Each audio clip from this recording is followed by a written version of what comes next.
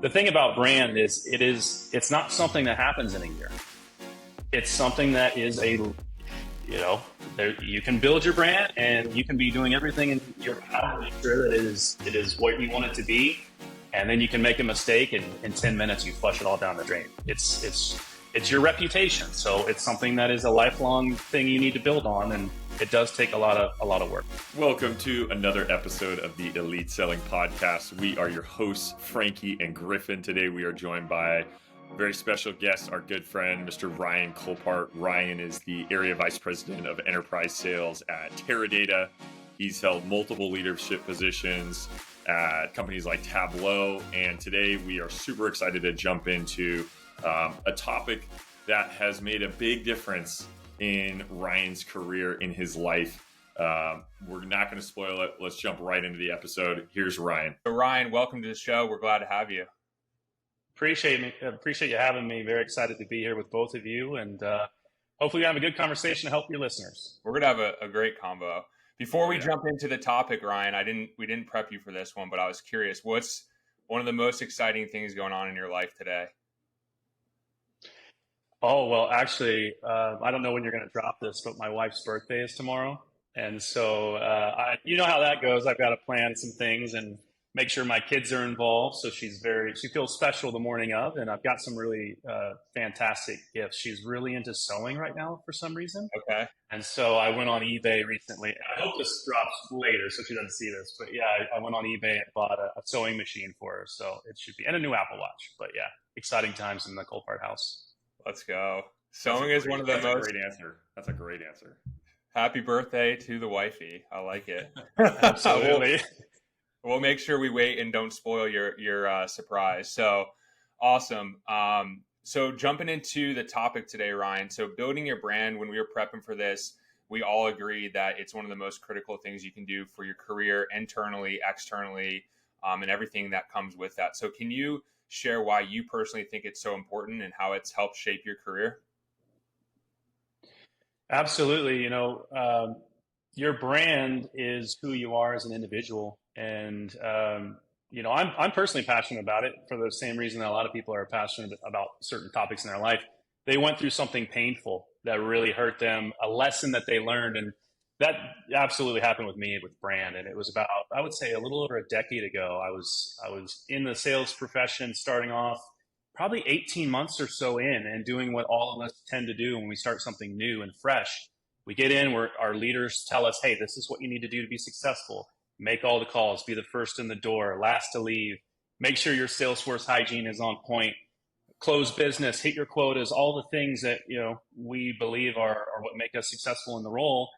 And right around that moment, 18 months, I was thinking, okay, I'm getting this. I'm starting to feel like I've got my legs under me and I'm going to be successful in sales. And I started looking around going, what's the next step? What would be a promotion opportunity for me? And maybe same week as my mind shift happened, individual next to me gets promoted, just boom. And I couldn't believe it. And I'm sitting there going, wait a minute. And you know how in your head you're thinking, oh, what happened? How come I wasn't considered? And the next day I had my one-on-one with my boss, and we're in there. And I think he could probably tell I was a little different that day, let's say it. And we start talking, and I just let it out. And I said, hey, why did they get promoted? How come my name wasn't top of mind? And he looked at me confused, and he said, well, what do you mean? And I said, well, how come I wasn't in line? He's like, well, what's your brand? And I had never heard that term in the corporate setting. I knew marketing, right? About, okay, well, marketing, that makes sense. Your brand is your business and your product, et cetera. And I just said, well, what does that mean? And he said, well, when you're not around, what are people saying about you? And I had, again, I said, and the first thing that came out was, I'm reliable. And I'll never forget, he goes, that's boring, dude. That's boring. And so it was just this moment of, okay, consistency, what they ask you to do, and think about this in your life, going back to my family. I make sure I pay the mortgage. I make sure that I change the diapers and breakfast is on the table and all these things. I do the standard things, but that's just not enough. And so that was a moment to answer that question. That was a long way of answering it, but the mental model for me shifted immediately, where I said, okay, this is the basics. These are the things that you need to do to be successful in sales. We get it. But how do you make yourself separate? How do your brand? What are people saying about you when you're not around? What responsibilities are you taking on before the role that you are aspiring to, right? So I looked at that role and said, I want that role. Well, why do you want that role, and what are you doing now to achieve that and actually take on the responsibilities before you even have the title, so that whenever you're not in the room and they're saying, hey, we need somebody else, your name is the first one that comes to mind. That's really interesting. I mean, I think we've all been in that situation where we have the idea of how people see us in our own mind, right? But unless we kind of take control of that or ask for some feedback, the way you're perceived by others might be completely different than the way you would think that someone perceive you. So what are some of the first steps that you have this realization that, okay, wow, personal brand is something that I need to take more control of in order for me to progress my career, advance, work well with others, et cetera? What are some of the first things that you did after that meeting with your boss? And like, how did you take that first step? How do you recommend sellers take their sort of first step in building their personal brand, owning that personal brand? Well, traumatic is too strong of a word, perhaps, but it was just an eye-opening. I mentioned my mental model upgraded because it was just a moment of clarity to say the things that I believed weren't true in my own mind. And so a lot of self-reflection, Griffin. I had to sit back and say, okay, it's not that I'm not doing the right things, because I was. And the word successful is an umbrella term that can mean a lot of things. I could be successful to myself, but what are my goals for my future? And then laying out a strategy to get to them. And the thing about goals is, if you lay out, well, I want to be in this place in a year, or get this promotion for the next step, in some ways, it's not a good goal, because you haven't broken it out in component parts to say, well, what are the SMART goals? What are the measurable things that you can do? What are the things that are time bound so that you've achieved them? Those are the things that you can put into place. And that's what I did. I went through some tests that we can talk about later in terms of resources for the listeners, but things that help you self-reflect on what are the things that you're good at? What are the things that you're not good at? And to your point about how you're perceived by other people, it's very important to ask for that feedback directly.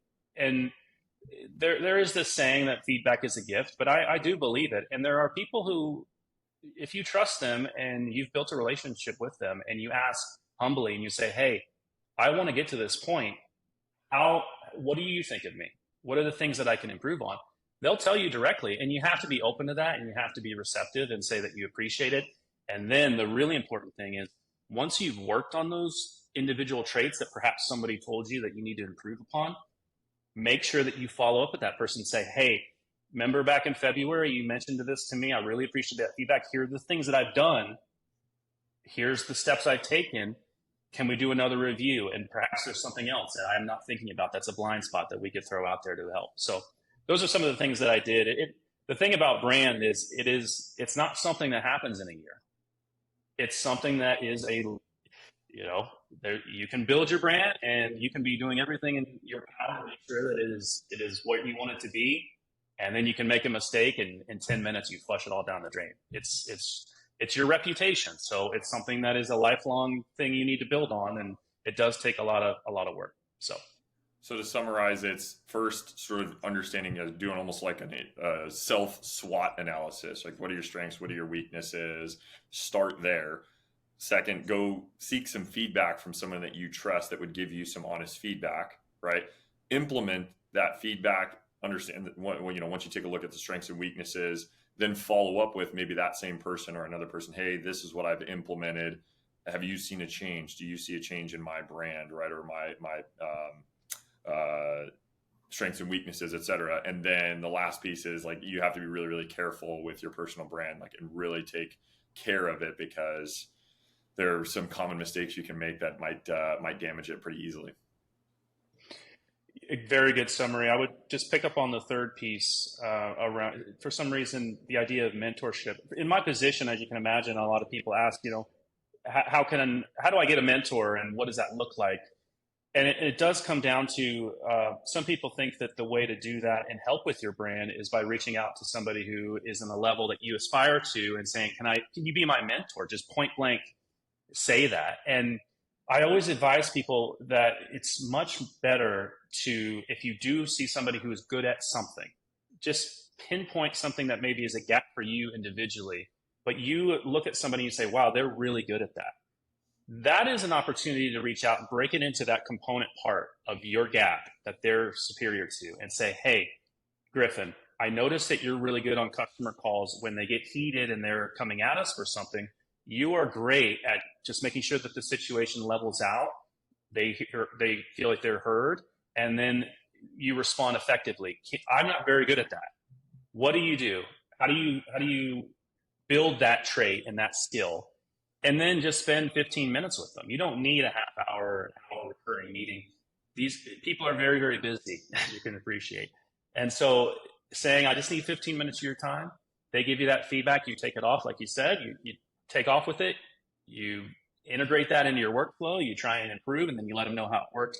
Those are the ways that you can build a mentorship over the long term with somebody who will be really helpful for you in your career. Yeah. I'm glad you called that out, because one of Griffin and I's mentor, actually, Mark Tafakis, who is our former enablement leader here at People AI, he always used to say that a genuine compliment is the best gift that you can give somebody. And I saw a post the other day of somebody asking for mentorship of, hey, can I pick your brain? And that's it. Or give them the genuine compliment, like you mentioned, and then diving into it. And then I also like that you shared how you're not asking to become like a formal, hey, let's do a 6-month mentorship program. We're going to commit to this. It's like, no, you can't ask somebody to marry you on the first date. You got to come and build those little wins over time. So that's a great call out that you made. And I think one that we often forget to do. So great point there. Shout out, Mark. Yeah, Mark. Love Mark. Shout out to Mark. I got to meet him. I don't know who that is, but he's a great dude. I would add, so if a positive, a compliment is a gift, I would add critiques. A genuine critique is also, you really want those too, especially if you have a relationship with Mark.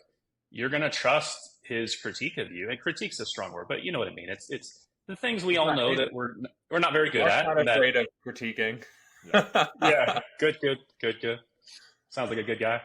I also, the other thing I'll say, and we'll shift gears here in a sec, is the best thing that you can do, or the worst thing that you can do, is ask for advice from somebody. Like, oh, Ryan, I love the way that you know how to build a brand. Can you teach me like some best practices?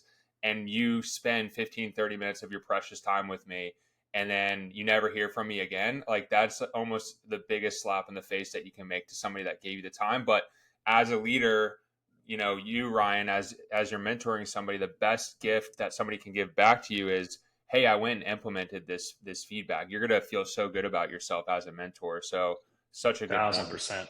Yeah, absolutely, Frankie. So shifting gears, it's 2023. It's July 2023. We're in this semi-hybrid virtual world still. How would you say that building your brand has changed in 2023? What are some key differences? Well, yeah, that's a good question, because inherent in it is sort of the elephant in the room of COVID and how the world has changed, right? It was 2020, but it feels like yesterday to all of us, I would imagine. But the consensus might be that it's harder to do it because we're all, especially in tech sales, and I wouldn't say all, because I know you have a broad listening, but we're more virtual. And so that is the consensus, is there's less in-person opportunities, is basically what I'm trying to say. And the thing about that is, I don't know if y'all have noticed, but people seem to be a little bit more complacent in ways out in the world. There's a lot more people who are wearing sweatpants to the stores, and more in-house, and maybe perhaps that opens the door to less about work-life balance and benefits, which is what we hear a lot about, and more about pushing barriers for the people who listen to your podcast and want to be elite, the people who are pushing to be better, to improve themselves. That means, because there's so much more complacency, in the world, it opens the door for all of you to really attack more than perhaps you thought you even should. And so with respect to brand, being more deliberate in how you go about what we were just speaking about previously, how you engage with the individuals in your company, for instance. I can say for myself, again, when I was just starting out, I had the blinders on. I was just focused on sales. I was focused on, I was in commercial initially. Just, okay, this is my team. These are the 5 people I work with every day. And this is my direct manager. The whole world of business was closed to me until I took those blinders off. I said, wait a minute, what is operations doing over here? What's marketing up to? I know that they're here to help me get leads, for instance, but how does their job work? What is the partner team? They're here to support in terms of the sales domain. There are just ample opportunities for a brand, especially nowadays, to be deliberate and to reach out to those other cross-functional teammates and build a relationship with them and say, hey, what are you up to over here? And it really can open doors to you that otherwise you thought were closed, or you just had no idea they were there. So that's, in some ways, there's less competition, but it means that you have to step up and start doing things that might be out of your comfort zone and be bold. So that's what I would say in terms of what's changed in 2023. And I would say that all of this has, and I just read Atomic Habits, which is another resource that I just love that book. And it's all about how to turn discipline into SMART goals. I've mentioned that a lot because it's on the brain, but specific, measurable, achievable, relevant, time bound. And one example of that, just to hammer the point home, is a lot of people on New Year's Eve, they have that resolution that's, I'm going to lose weight. And that's, again, you say that and all of a sudden it's like you've already done it. But the thing that you should do is say, no, actually by June 30th, I'm going to achieve 12% body fat. And you guys clearly work out, so you know where I'm coming from with that. But these types of SMART goals, especially in the post-COVID world, and with, again, the complacency that I was mentioning, they're so important to hold yourself accountable because with the virtual, there's a lot of times where you can get away with doing things that you shouldn't be doing, like not getting to your desk until 10 o'clock or leaving on a Friday afternoon at 1:30 when you need to be there working and doing your day in and day out tasks. So opportunities to be a little bit lazy when everybody else is doing it. Don't do it yourself. Speaking my language, Ryan, I love this. Well, yeah, Frankie, you and Griffin are saying, you know what? I'm not going to do that. I'm going to start a podcast. No laziness with you two. I love this. Ryan building his personal brand with us, giving us, genuine compliments, telling us we obviously look like we work out. I love it. Look at this. I stole that from Mark. Yeah. Awesome. Well, but you're right. I mean, in the 2023 sort of the hybrid world, I think it's easier to forget about building your personal brand because you're so far removed from everyone versus when you're in an office and you run into someone from marketing. It's easy to strike up a conversation by the water cooler, and that might lead to something, a conversation that builds a relationship with marketing or operations because you're in the same room. And I think in 2023, Frankie and I are still remote. I'm sure, you're hybrid remote.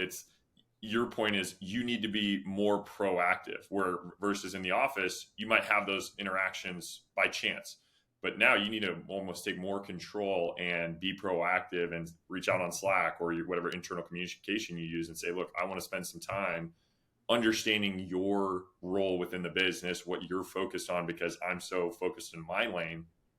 But if you get that wider view, that's going to build relationships, give you a fresh perspective, open up your lens to not only what your role is doing, but the rest of the business. Correct?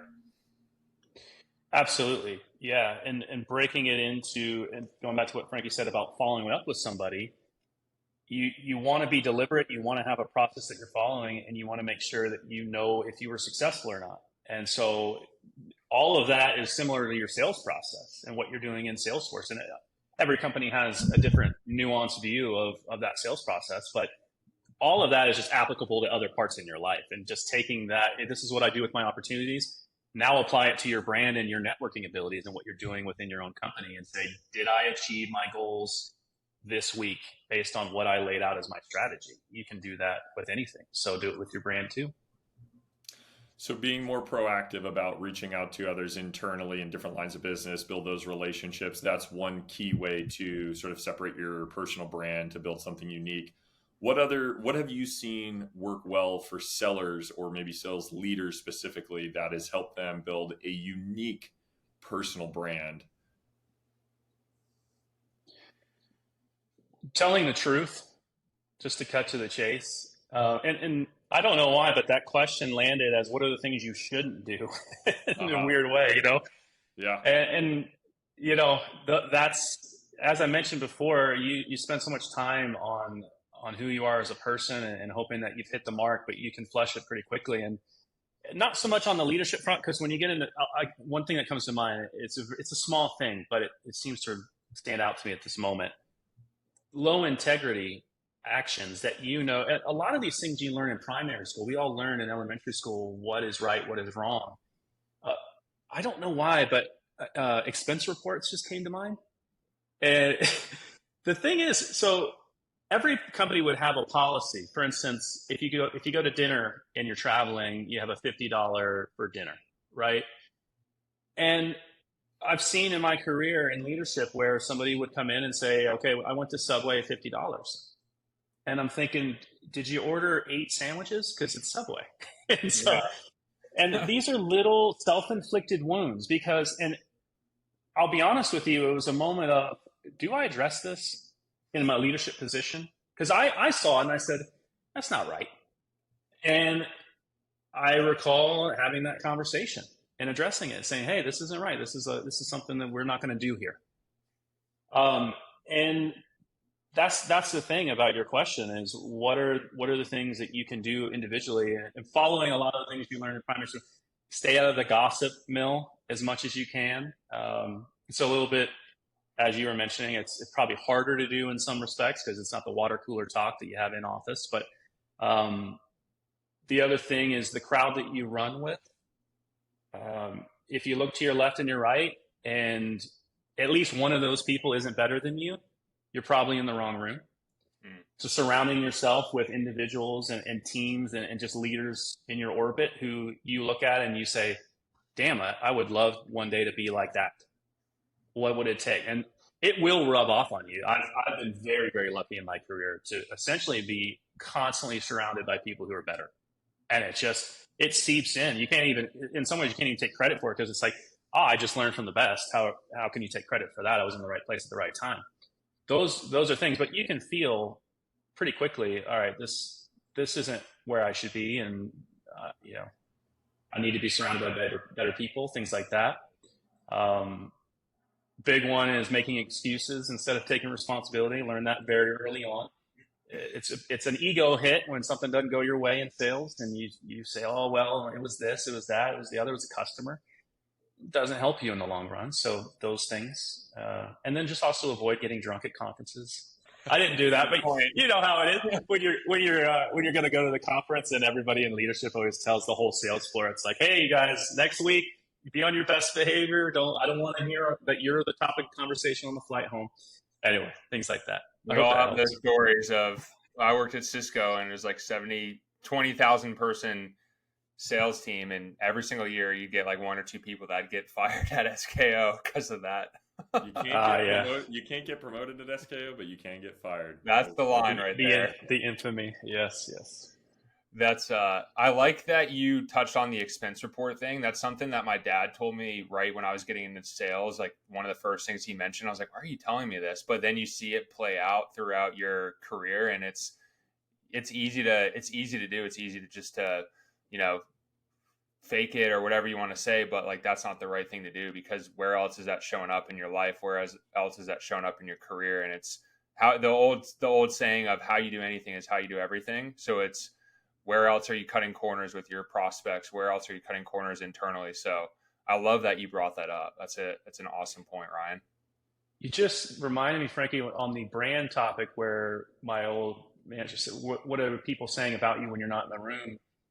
The expense report one is, what are you doing when no one's looking? Yes. Which is just as important in some ways.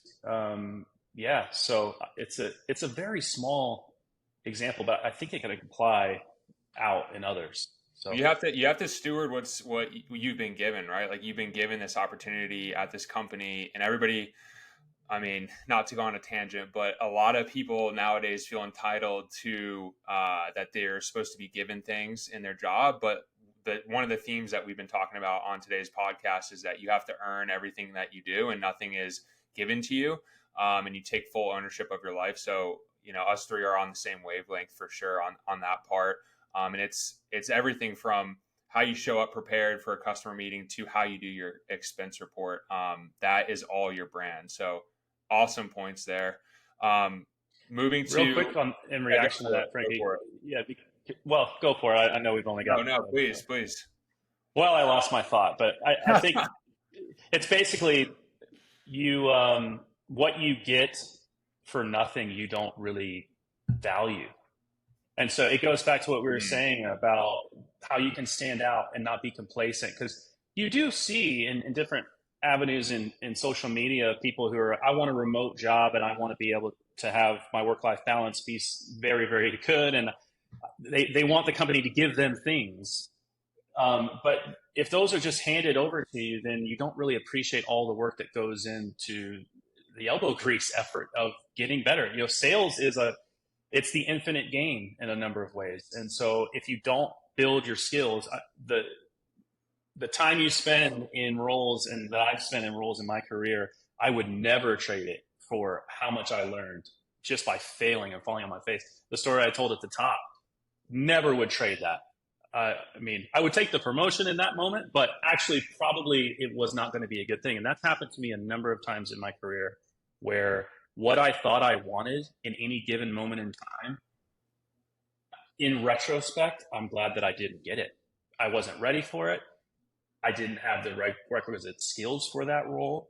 And something else better came along that if I hadn't been in this position, I wouldn't have gotten. So, life has a funny way of working itself out if you put yourself in the right positions at the right time. Yeah, that's 100%. A great way of looking at it. I mean, you, in the moment, I'm sure you were frustrated that an opportunity felt like it was passing you by or slipping through your fingertips. But then 6 months down the road, a year later, you're in a spot and you're like, look, if I had taken that opportunity, or if this had gone another way, I would be where I am today. And that would have been not good. So that's a great way of looking at it. So we've talked a lot about how to build your personal brand, what you can do to take ownership of your personal brand, what you can do to really tarnish it, and some mistakes you make. Frankie alluded to this earlier. I mean, you've already given us some resources that you would recommend to sellers to take ownership of their personal brand. What else do you have? Any other resources you recommend sellers take a look at? I know I threw out the Atomic Habits book because it's just, but the other thing to add is James Clear, and he has an amazing newsletter that's weekly, and I subscribe to it. It's one that I never miss, and it's very, very helpful for motivation and just getting sort of grounded in my week. Although it comes out on Thursdays, it's very, very helpful. I think it's Thursdays. So that's one. And then going back to some of the stuff I was saying about personal reflection, I'm in data, right? So I like to have objective measures, and it's hard to do that if you trust psychology and just some of those things. So what I try to do is Gallup has the Clifton Strengths. And so I think it's $39.99, something like that. You can go out and just take the test and figure out, well, what buckets of strengths do you have? And that was very useful in self-evaluation. And then the other one for that is understandmyself.com. If it's still up, I did this years ago, but the Big Five personality exam, it's agreeableness, what are the ones? Conscientiousness, which I think a 99% quantum. It was insane when I saw my test. I did not think of myself in these ways, but extroversion, neuroticism, and there's a fifth one that somebody in the comments will remind me. But that was very useful for evaluating myself. And then I think those are good enough. That's a lot. And then one of them costs money. So I don't know. I don't know how much people will take up on that. Strength Finders is awesome. What's your top strength, Ryan? Oh, I'd have to go and look at it. I have the report. I pull it up on my machine here. Well, the conscientiousness one was a standout because I always thought being conscientious, I didn't know the vocabulary word was what it is, which is kind of dutifulness. And my wife will tell you that that is absolutely me, where I am so meticulous in making sure that I get, can you cuss on here? I get it. I get stuff done. I get shit done.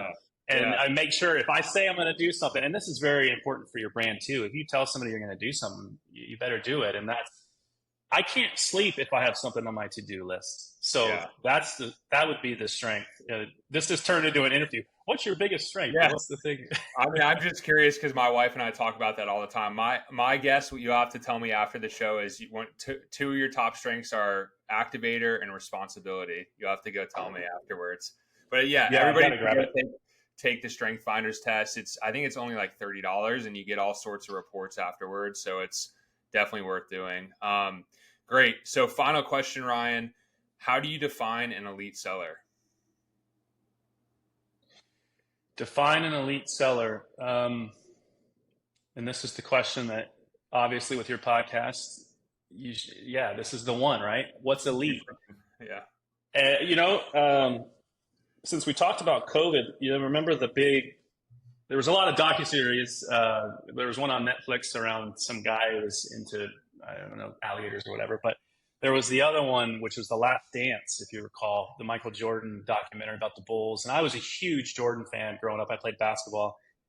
And I just remember in that docuseries, 10 episodes, and it must have been 16, 17 times where Jordan was just talking about how this happened to him. It was a grievance.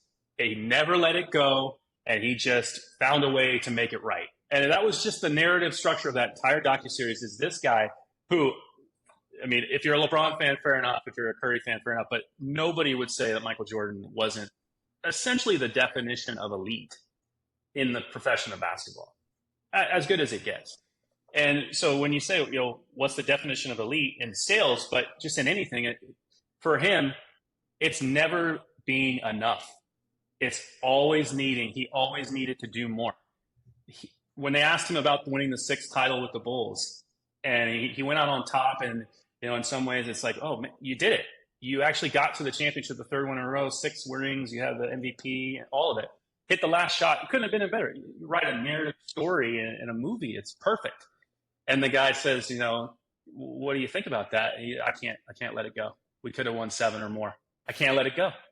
And so to me, that's elite. That is the definition of elite, is you can't let it go. You've always got to get better. You're always trying to improve. And despite the world viewing you as elite, for some reason, and this isn't good, but for some reason, you can't see that yourself. It's just a block. You think, that was fine, and I won 6 titles, but we could have won 9. That would be my answer to what in sales, if you just move the topic and you say, well, what's the definition of elite in sales? The same type of approach to the profession, that it's never enough. As soon as you close that big deal that rocks, you're on stage at SKO because you closed the biggest deal in your company.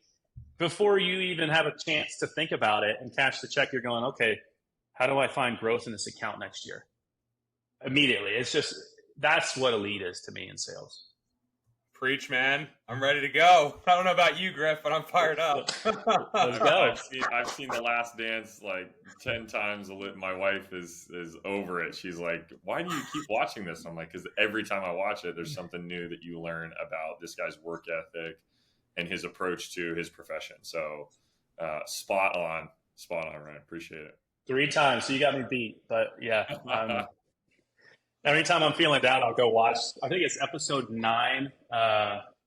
Well, you see the flu game. That's always good. But this is a sales podcast. We can't talk about basketball. Of course we can can. talk about whatever we want. Well, but my thing was, and I thought you were going to this one, where the famous one where he talks about him being kind of a dick a little bit to his teammates.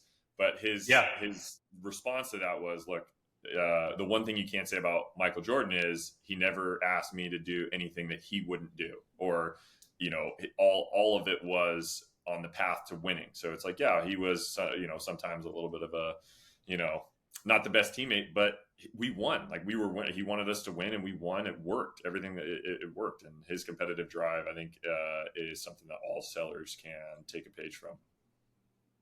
There's a 90-second YouTube video I have flagged that's just that spot where he's talking. It has the music that's going, Yeah. and he's just like, and then he says break at the end because he can't Yeah, deal yeah, with it. yeah. It's that level of competitive fire is something that, yeah, it's impressive to see, and it's definitely something for sales. I have noticed that athletes in the sales profession, it's a direct move to that because sales is just competitive to the core. And so, and that's a fun part about it for sure. I'm sure you agree. Absolutely. 100%. Well, Ryan, we appreciate you jumping on the podcast today. It's a great conversation. I'm sure our listeners will agree, and we are, looking forward to implement some of this in our day to day. Appreciate both of you for the invitation. This was fun, and appreciate all the listeners. Take care, you guys. Ryan, thanks for jumping on today's episode. So many great takeaways. And just to sum up what we talked about today, one of the things that we mentioned was just owning your brand, owning what you do on a day-to-day basis. The little things are big things. I love that we talked about that. Another thing that I really like that we chatted about was when you're going and speaking with mentors, make sure you come back and follow up on the advice they gave you. You're going to help them feel like they're really giving back to you as you're moving forward with your brand. And then last but not least, go watch The Last Dance. Go see if you can beat Griff's record of 7 times. If you need to get inspired, go check that out. So Ryan, thanks again for jumping on. Be sure to go follow him on LinkedIn and get more wisdom from him there.